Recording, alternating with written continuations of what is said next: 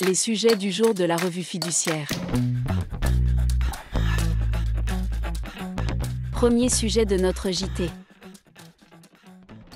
Vente d'un fonds de commerce. Une société de nettoyage acquiert une branche d'activité d'une entreprise concurrente. Une liste des contrats en cours en annexée à l'acte de vente. Mais, par la suite, l'acheteuse s'aperçoit qu'un certain nombre de ces contrats ont été résiliés. Elle poursuit la vendeuse en justice pour obtenir restitution d'une partie du prix de vente et des dommages et intérêts.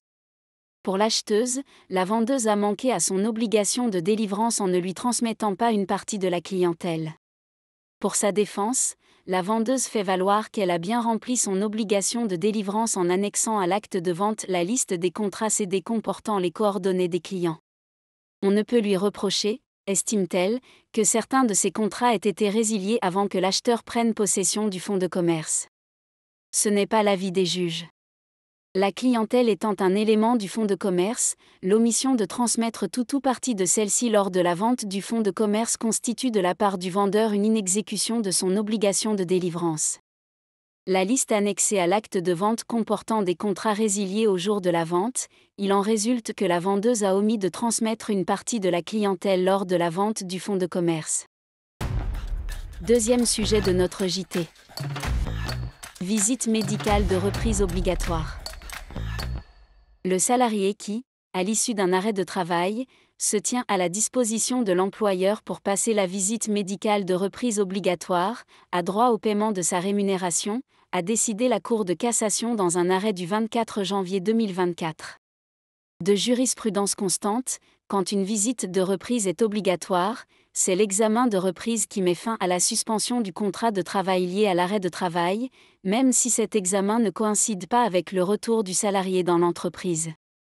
Tant que l'examen n'a pas eu lieu, le contrat de travail reste suspendu.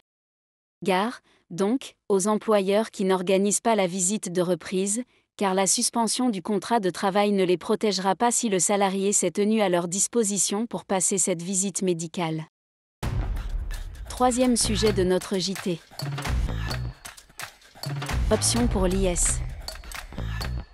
Une société de personnes qui souhaite être soumise à l'impôt sur les sociétés ou IS doit en principe notifier cette option auprès de son centre des impôts ou cocher la case prévue à cet effet sur le formulaire remis au centre de formalité des entreprises. Dans une affaire récente, a été jugée valable l'option pour l'IS d'une SARL, dont l'associé unique est une personne physique, formulée dans les statuts. Dès lors que la SARL a, de plus, déposé dès son premier exercice social ses déclarations de résultats sous le régime de l'IS, elle doit être considérée ayant sans ambiguïté manifesté son option, même si elle ne l'a pas notifiée auprès de l'administration fiscale ni lors du dépôt de la déclaration d'existence.